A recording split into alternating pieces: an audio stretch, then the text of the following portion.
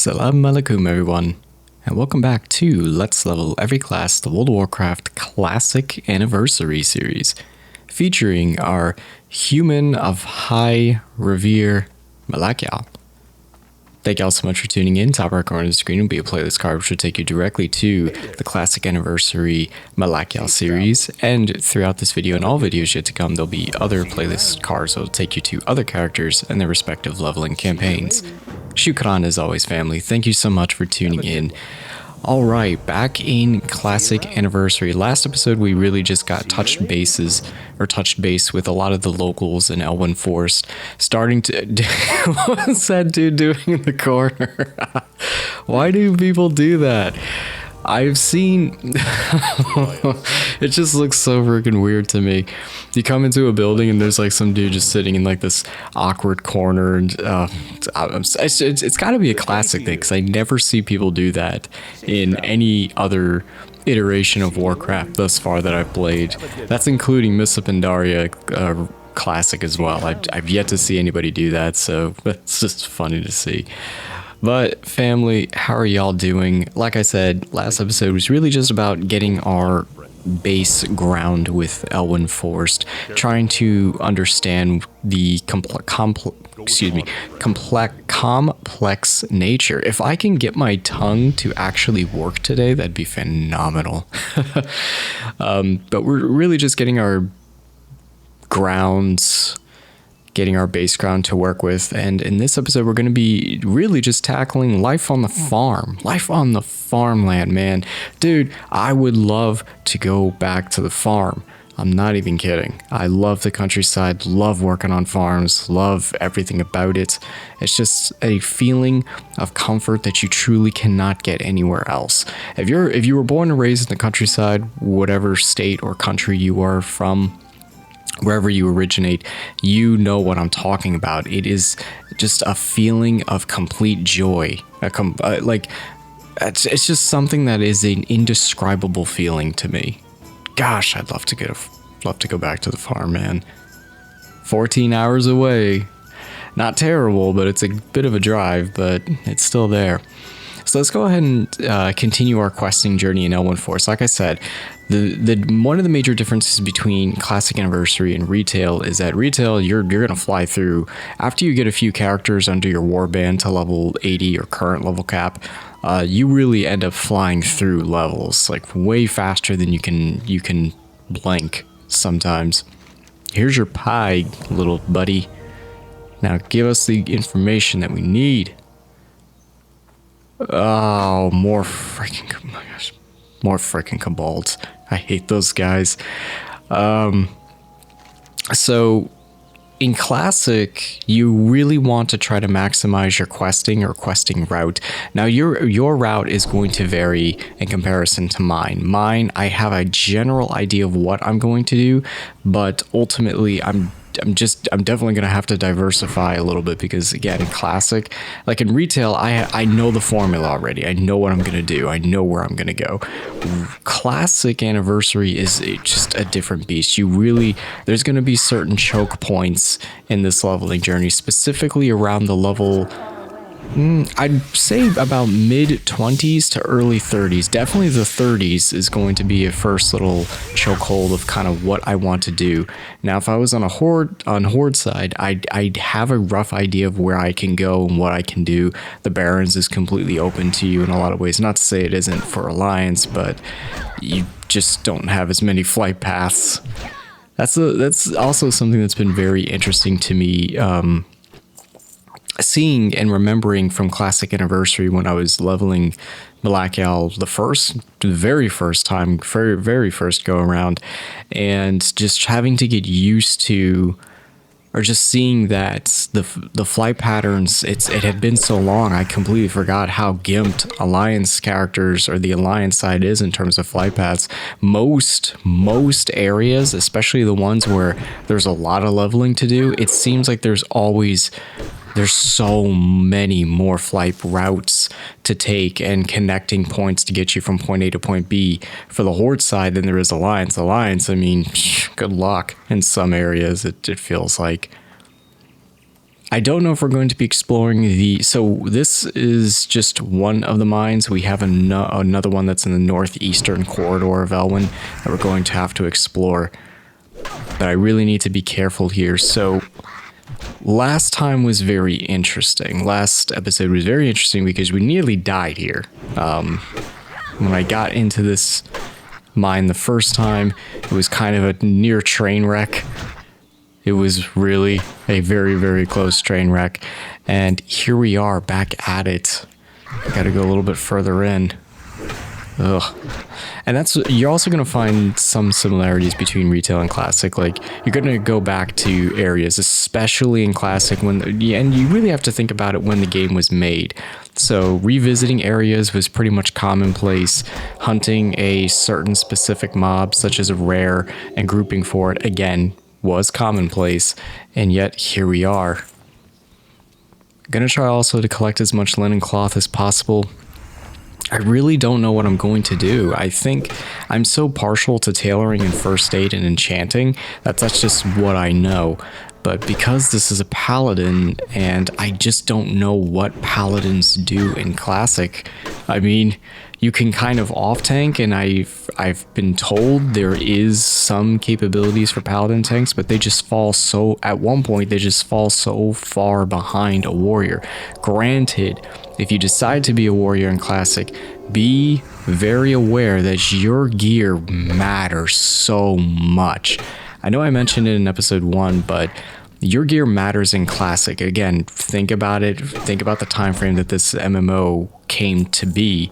I mean, it's following a certain type of formula, an old school traditional type of MMO formula where your every gear really will matter.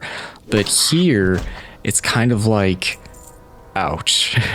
Like warriors, you have to be it's so gear heavy, and then you end up trying to go for what was it, the Blackstone Ring or Skull Flame Shield if you can afford it, or what was it, Hand of Justice. It's just you are really competing for every single drop, and it's like, ugh, I didn't really want to be a part of that train wreck, so to speak. Not that, warriors in classic are awesome to see.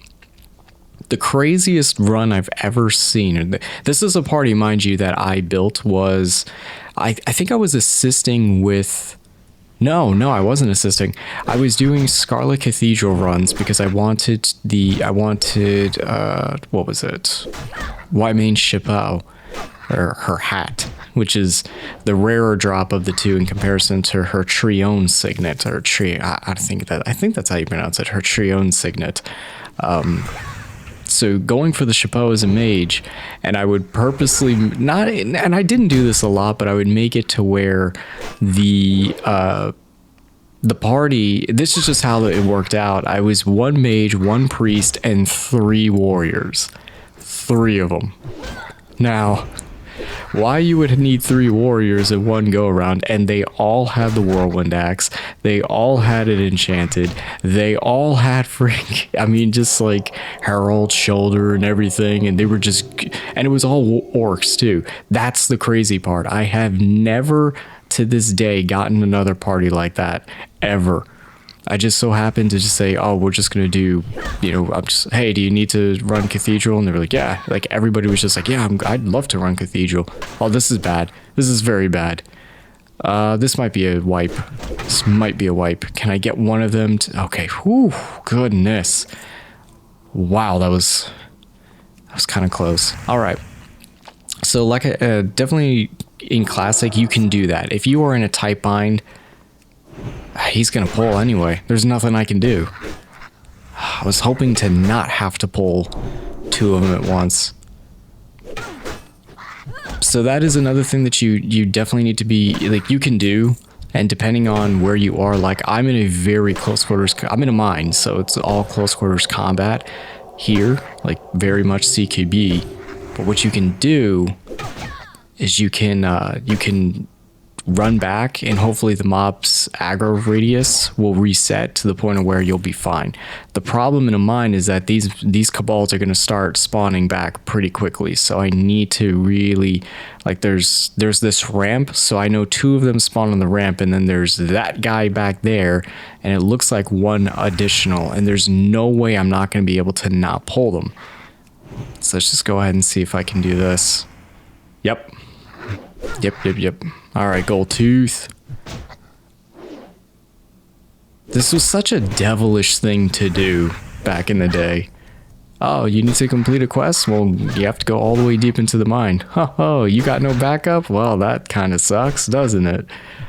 Just one of those old school MMO things. You can only get this, and the only reason I'm really being cautious here about checking around my corners, checking around just to see.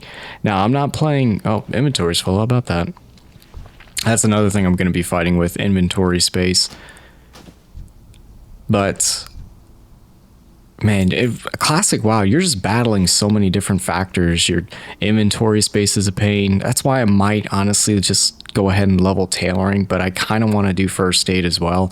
Is first aid better than just going cooking, I guess, for paladins? Like, does it really matter so much? Because yes, I have the self heal, but I'd much rather also have the secondary ability to heal if I really needed it in a pinch. But I guess potions exist for a reason, you know? I am also having to get used to doing this self buff every freaking... So, when they say paladins were kind of gimped in classic, they're not kidding.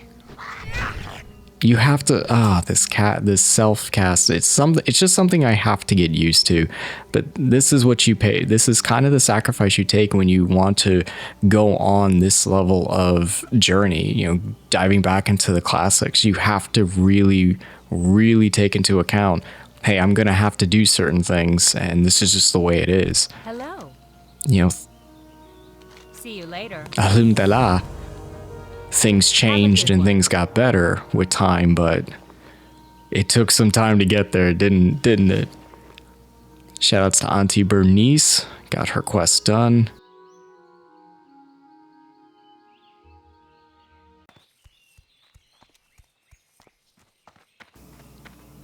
Overall, though, I'm very excited to just be kicking back into Classic, jumping back into Classic Anniversary after basically almost a year. Well, actually, give or take about 7-8 months, so not too far off from a year. You know, it's been such an awesome experience going into retail and just seeing how fast-paced everything is and just how, like, what you can do. But Classic is just a different experience, and it's one that really takes a lot of humbling. You gotta humble yourself here a little bit. You gotta take it into moderation. Don't try to take everything all at once. You know, don't stress about getting levels. There's still a good population in Classic Annie that are participating in the level grind on both sides of the fence. So you can always, it may be a struggle some days, but you're always gonna have the opportunity to level. And family, favor to ask, if y'all are enjoying the content, consider tossing the video a like, comment for constructive feedback, subscribing if and only if Let's Level has earned your trust. Shoutouts to Lakdaidans, Christy, Bea, Misty, Bricks and Magic, all of y'all, members of the Void fam. Y'all have been supporting the channel for quite some time, so thank you. Thank you so much for tuning in once again. Y'all are amazing, y'all are incredible. Like I said, y'all wanted to see Classic, Let's Level Classic. Y'all were really all about it. Hey, shoutouts to... that's an interesting scouting position, my friend. If you really want to scout out the Murlocs over here, I mean, you could probably get closer. Yeah, you could definitely probably get a little bit closer, but I understand why he's taking cautious. He's just one, and this is back in the day when Murlocs, if they ambushed you, it was a problem. But shoutouts to y'all, members of the Void fam. Like I said, I'm very happy to be jumping back in a Classic. It's all about learning, growing, and getting to experience new things in a new light. And for me, this is what it is. And it's gonna be a journey. It's definitely gonna be a journey. We're gonna be leveling for... I would argue with how often I can play Classic right now, it's going to take at least half a year, I would assume. It's going to take at least, for me, at least 4 or 5 months minimum. So hopefully y'all are strapped in and excited for the journey. Now, I'm thankful that I'm not playing on hardcore. I think I mentioned it in episode 1. I kind of wanted to avoid the hassle of hardcore. Not that I'm afraid of it. It's just that I don't feel like I'm ready for it. Because if you jump into hardcore, I mean, it is fun. Like, I watch Undead Adam, Robert Rambles, and a few other creators that do hardcore classic runs.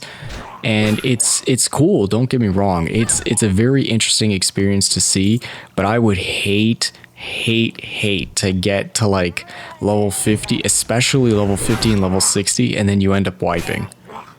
Like, one unfortunate circumstance, one unfortunate mistake, it's just like you lose everything.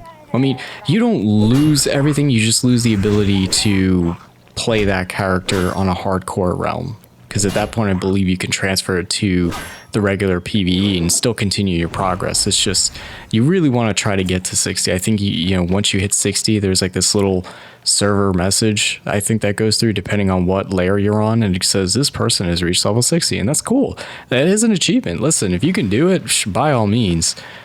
Absolutely. Y'all are a different breed. Y'all are truly a different breed. I commend everybody who can level a hardcore character, be it if you're on the PvE or especially if you're on the PvP realm. If you're doing that on the PvP realm, shoot.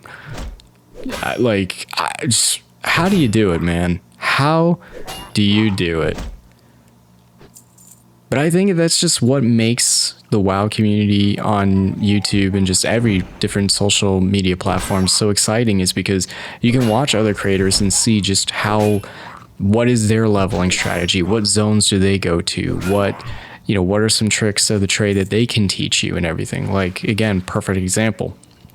If I want to learn about modern retail Paladin, I watch High Lord Brother Oklahoma, who also keeps an eye on the channel from time to time. Shout outs to you, Brother Oklahoma, if you're watching. Huge fan. I think your humor is insane. Gosh, 3 of them. Okay, this is bad. So this is what I'm saying. You've got to be... I don't think I was doing it wrong either. It's just that the Murlocs and mobs in Classic are so tightly grouped that it's almost impossible not to freaking pull them. And I think that's the other thing that I would hate to hate. I think it would actually annoy me if I was doing hardcore. Another one spawned too right behind me. Okay, okay, I gotta get him down. I got to get that one down. I could potentially survive. Maybe we can do this, family. This is gonna be real close. Maybe the blessing is gonna be it for us. Yes! Oh gosh! Wow! Wow! That is the second closest. Wow! Now imagine if this was hardcore. This would have been. This probably wouldn't have went my way. I'm amazed. That is the second near-death experience we've had thus far. So far, and we're not even level 10. Okay, I kind of want to get this chest, but there's like, I'm going to aggro all that pack right there. I'm going to aggro, and yep, there you go. All right. I think I can take 2 of you. Oh, was that a third? I think I might have accidentally pulled a third. Let me see. Do I really want to? Yeah, I did. Okay. I saw the blue ones, but the green one kind of blended in for a second, so I was like, did I just pull him? So, Chad, this actually brings up an interesting point. My apologies that I'm jumping between topics here, but so Classic Anniversary, what is worth it and what is not?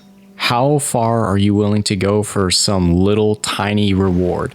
Now, I believe killing mobs and getting chests in Classic Anniversary do have a chance to drop a purple or like a rare piece of gear. Throughout my entire World of Warcraft career of ever playing this game, I've only ever had the Tiger's Mantle drop. for me. That was like my world drop item. It's only ever happened. And again, I don't know the numbers. I don't know the statistics, but I believe that can happen.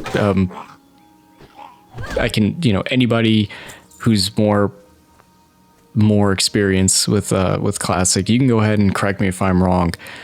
Please do if I am. But I had a drop when I was just killing random things. So risk versus reward. So that chest, I have a very good feeling, and I honestly, it's a 90, almost I would say 95% chance that chest probably has nothing of value in it. Maybe some food, maybe a potion or two, maybe even some copper, but that's it. Heck, maybe it's gonna have some silver in it. But here I am. I'm slightly determined, even though I know that this chest has practically nothing. It's probably going to have nothing of value for me. But it's kind of that mystery, that realm of risk that you take. Even on PvE, non-hardcore. You see the chest in the distance and you're like, how bad do you want it? That's really what the conversation is. And in later areas, Elwyn, and it's always, the chests are always in the most dubious of spots. They're never just randomly a nice, little corner that you can get to. But we got the kelp done, so that's cool. We're gathering the aloe vera. But look at how I did that. I kind of just oh, got a copper ore, so I guess that's something. So I reassessed what I was doing. I reassessed that I knew that there was a Murloc patrol that goes around. Granted, it looked like we didn't end up pulling him again, but see that? Look at that dude. Look at that dude. He's like Naruto freaking running across. Gosh dang, man. What is he going to? It's like his mom called for lunch is ready and he's just flying across the map. But yeah, between the patrol, between the groups and everything, you just kind of have to play it by what you feel is right. Most of the time, I don't go for chests. That's just kind of one of those. This would be a good example just to showcase to players. It's just a realm of how far are you willing to go and how much are you willing to risk. And in hardcore, again, shout outs to the hardcore players. I don't know how y'all do it. I really don't. Because in Classic especially, because with the way the mobs are grouped, forget it. All right, the Jasper Lode mine off in the distance. Now this one is going to be a very much slower paced. I mean, the first mine was already me taking it slow and me approaching it as careful as I can be. This one, I need to be extra careful. So I'm hoping I'm not going to have to delve too far into it. Rather just take these kobolds for what they are and hopefully be able to complete the quest this way. Try to get some drops. We obviously have to go in there for a little bit, but shouldn't be too bad. Now I can't kill everything. Unfortunately, it's just kind of a limitation maybe of paladins at this era and this stage of the game. But I can't kill everything fast enough, which means I need to really, really take into consideration respawn rates. Because one bad respawn is all it takes. So if I kill these guys, I'm gonna have to pay attention to when I do it and say, okay, how long before they start respawning? Oh, there's a player. Okay, wait a minute. We can take advantage of this. Maybe. How far did they go? Oh, looks like they just went through. And sometimes you get lucky like this, where there's a group of players, or there's a one player or group of players that already ventured into the mine, and they're now coming back out. But as you can see, didn't matter too much for me because the respawn rates are, respawns are already going. So now I'm going to be basically expect to fight your way out. So right here, I'm going to have to fight my way out.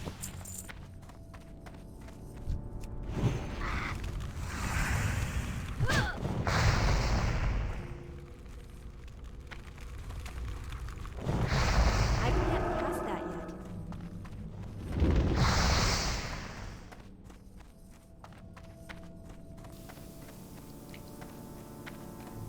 All right, so it turns out we didn't have to go too far, well, not as far as I thought.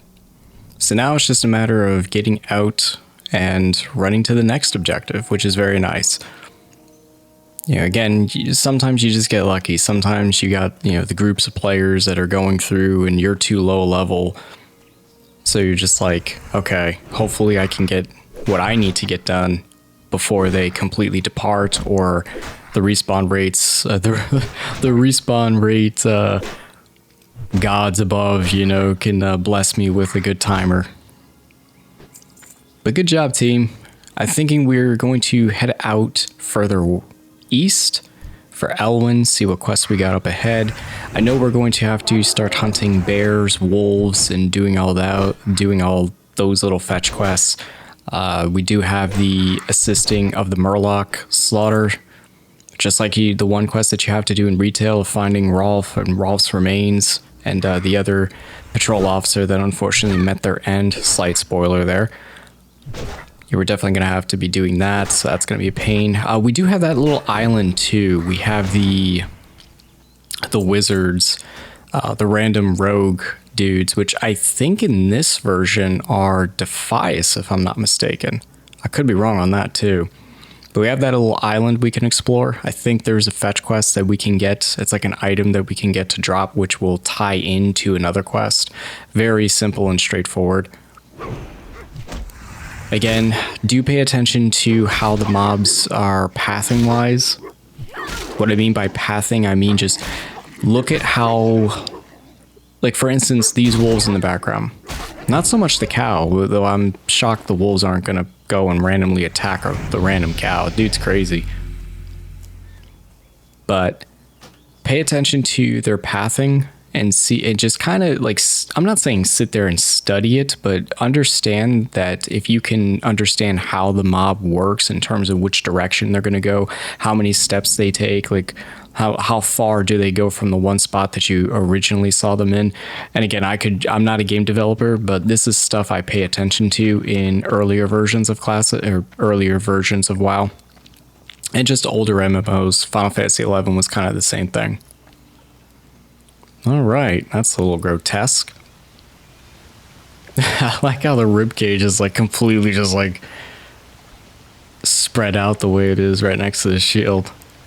That shield's probably still worth a good amount of money. I'm, kind of surprised we can't pick it up and actually use it. That'd be nice. Be like, oh, well, he doesn't need it anymore. I may as well kind of help myself here. Survivability. Know what I mean? All right, the logging camp. Gosh, it's just amazing how some things change and a lot of things stay the same. Why change stuff if why fix it if it isn't broken? Good to see that these areas were kept in touch. It's really nice. But yeah, I think going back to an earlier topic, it's just cool to see other WoW creators in this space, and I watch a lot of them. Robert Rambles, aka the godfather of Let's Play World of Warcraft and leveling characters. High Lord Brother Oklahoma, fantastic person. Humor is beyond sometimes my comprehension, but he's a good guy. Undead Adam, of whom I refer to as Uncle Adam, and that's because I think I was responding to a comment and I accidentally called him one day, or the text, the automatic text fixed it to Uncle instead of Undead Adam. It just said Uncle Adam, so I've been saying it ever since. It's kind of a little funny inside joke, I guess, mostly to me, but that's why I refer to him as that. His secondary channel, Gutter Speak, which actually has very, very phenomenal, just structured talk and not debates, but structured conversations that really hit the mind and just say, hey, we're talking about all these different concepts, and it kind of hits like from a psychology major's perspective. I don't know if he is, but he's got a very good way of discussing certain topics in depth. So that was his secondary channel, which ironically, Gutter Speak is the first channel I saw of his. And then I saw a channel that was called Undead Adam, and I started watching and was like, man, this guy sounds very familiar. And then it turns out I was like, oh, they're the same person. So that's pretty funny.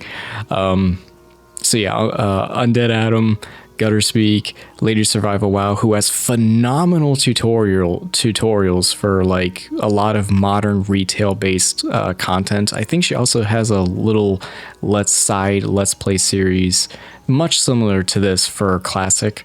And I think her character is in Westfall right now, which is pretty cool. But she's a phenomenal tutorial maker. There's of course, you know, let's see who else. I'm trying to think. There's so many. There's so many that I try to watch and try to keep up their series. Azeroth Meatall. He has a one hour challenge, which was phenomenal to watch.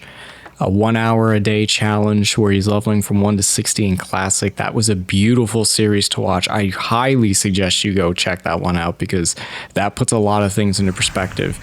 And honestly, and it puts a lot into perspective in terms of like us parents and fatherhood or parenthood, and you know, how much time do we have that we can balance gaming and everything else. It was so beautiful to see. Like, shout outs to him for doing that. That was a huge like confidence booster to all of us parents out in the world that, hey, we can still game. We just, you know, it takes some time. And this might be it, family.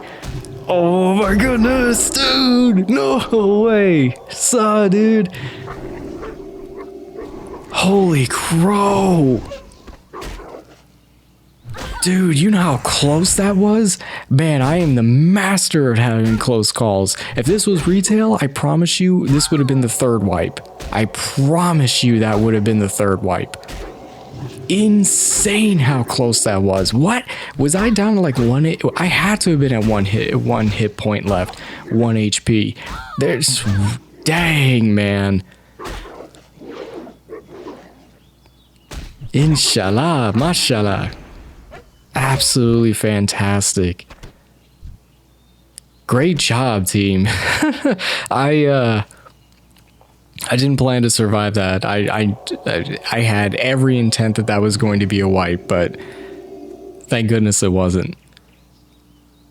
See, even gathering wood, even gathering a simple task such as wood in Classic is dangerous. Everything wants you dead for no reason at all. It's insane. Going back to what I was saying, Azeroth Meathall, Azeroth Dan as well. Phenomenal. He's got a long journey in his current Classic playthrough. It's really cool. He's also doing a Paladin. I'm not too sure. I don't think it's like a solo self-found or anything. I think it's just a normal playthrough. It is really cool. He also has a lot of other older playlists, which are like retail, Miss Pandaria remix when that came out, I think. He's a lot of different characters he does as well. So it's really cool to see. Like I said, there is a lot. Oh, there's also Tiny Tie Girl, who's currently doing a Miss Pandaria stream. She's been streaming her journey. She also does a little bit of Seasons of Discovery rating. And I believe she also has a few classic characters. Really cool gal to check out, straight from Thailand. Again, she's very entertaining. Acid K from Indonesia, also another entertaining streamer that I watch. She I believe primarily sticks to the retail realm. So she's really cool. I've been trying to keep up with her streams as well when I can. And then there's recently another one I found, which I believe is SFC or SFK Plays, which is a duo who commentates and also has a podcast, I think, which is called The Floor Podcast, which is all about WoW and discussing various topics. Again, it's amazing to see how diverse the WoW creator space is. It's not just, again, you got Zepla, you've got Mad Season Show, you've got plenty of names in this space, Bellular and all that for news and latest and greatest and all that. But when you come to like the Let's level, well, for me, I'm saying Let's level because that's how I named it, but like a more Let's Play traditional style series, it's amazing to see how different we vary in terms of what we do differently. And those little things are truly awesome to see. So please, if you're a fan of the Let's Level series, do go ahead and check out the other creators that I just mentioned, because they really do deserve more credit where credit is due.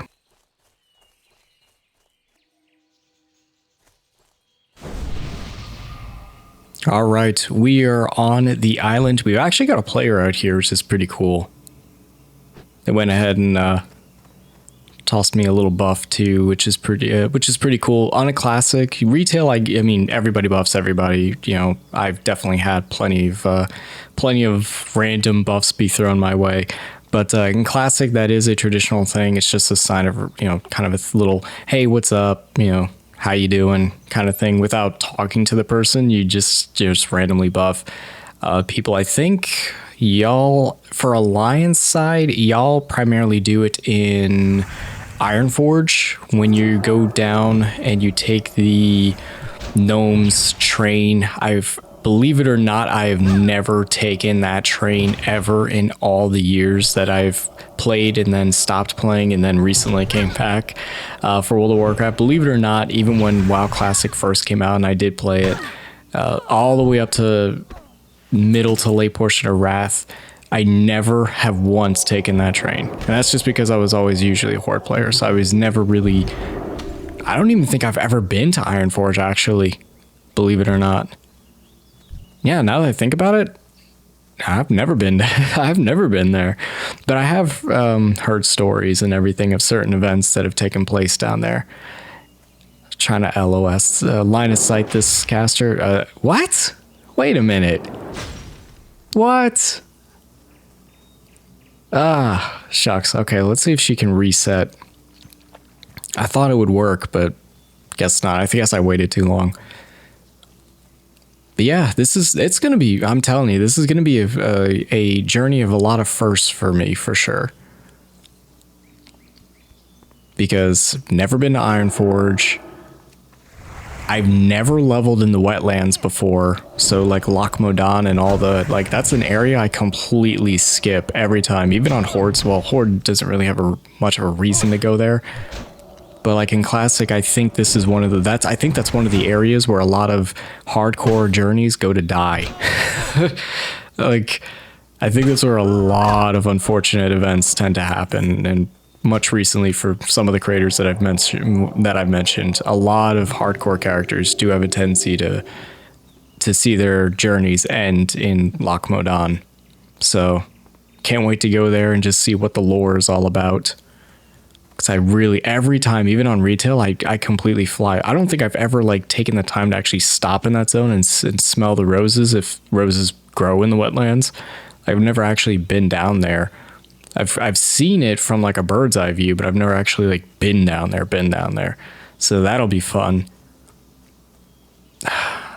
It's just going to be interesting. Like Stranglethorn Vale, how am I going to tackle that madness? Because there's so much you can do and it's spread out on at a certain level radius, and it's just like, do I really want, like, I never complete everything in Stranglethorn. I'm not too sure if anybody really does, but that's probably one zone that I'm probably not going to do.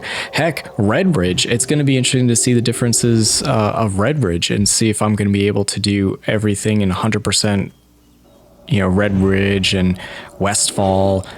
You know, the real challenge is right around the corner. Like once Westfall and Deadmines is complete, the real challenge kind of really kicks up, because it's like, oh, there's Redbridge Mountains and then there's Duskwood, and I kind of want 100% Duskwood, but I really just don't know if it's going to happen, because there's certain quests that are just like, they may just be too far out of reach, especially if you need a group for stuff, and that'll be a challenge in of itself, is getting a group for stuff. I'm not too concerned about like I said, dungeoning or dungeoneering in this game, level grinding. I'm not 100% concerned about, because there's still a very healthy community and player base on both sides of the fence. So Horde and Alliance, you don't worry about it. There's definitely people still doing it. It'll just be interesting to see when I queue for dungeons if it's going to be within that time frame of, yeah, you know, it'll be prime time, or, you know, will it be just out of prime time? Because typically I do dungeons out like about an hour out of the EST hot time frame, or prime time as we call it in the gaming world. So it'll be interesting to see. And then if I miss a dungeon or I can't do a dungeon, it's going to be fun to see how I supplement that. and what kind of questing or what kind of zone. Because I remember on Horde side, I can't remember. I think it was when I got to Tenaris that ZF was giving me a big amount of trouble, which is crazy because ZF, everyone, including grandma and great grandma, are always queuing for ZF. ZF never has a shortage of people. Same thing with Scarlet. Scarlet usually never has a shortage of people trying to run Armory, Library, and Cathedral. Graveyard is the hit or miss one, but that's understandable. But yeah, this is going to be this is going to be a fun journey. For as much negatives as I can toss Classic, and that's just primarily because I've been playing retail for so long at this point that I can critique it from that. I can critique Classic from both sides of the modernization element and also having played it back when it first came out. But I can only go so far in my arguments because I never dedicated that kind of time to it as much as I did other MMOs. So these Defias wizards, what is that? Hold on a second. What is that big monument in the middle for? Does anybody know what that structure is for? Because I've been here before plenty of times, but that monument I've never had to do.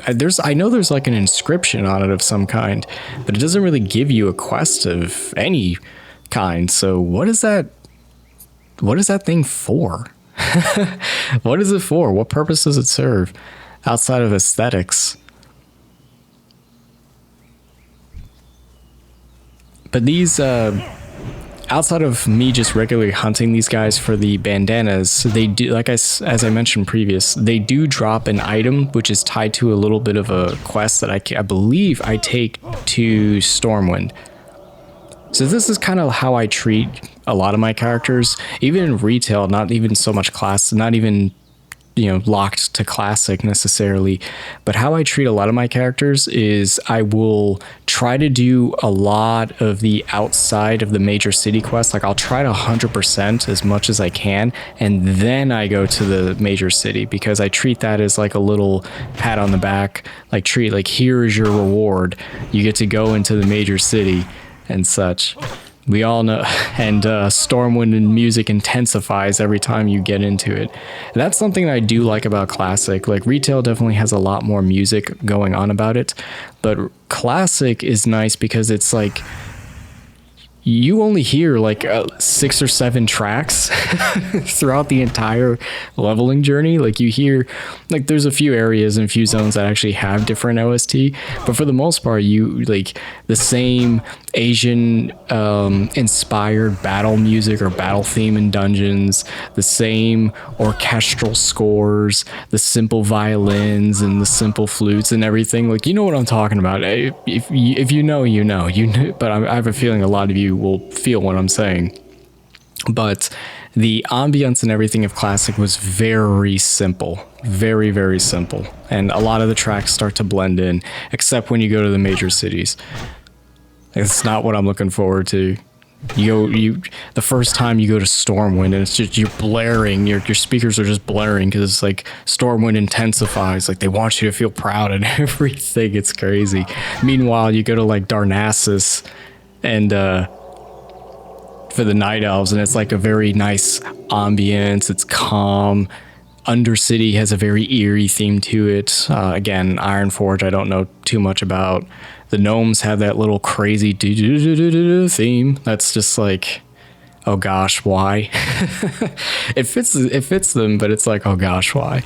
And then you have the more tropical Caribbean type of themes with the trolls, and I believe the orcs too. They have a little bit more on the drums, so it's nice that everything was very, the instruments in Classic was kept simple, and nothing's like causing you to have like bleeding ears or anything.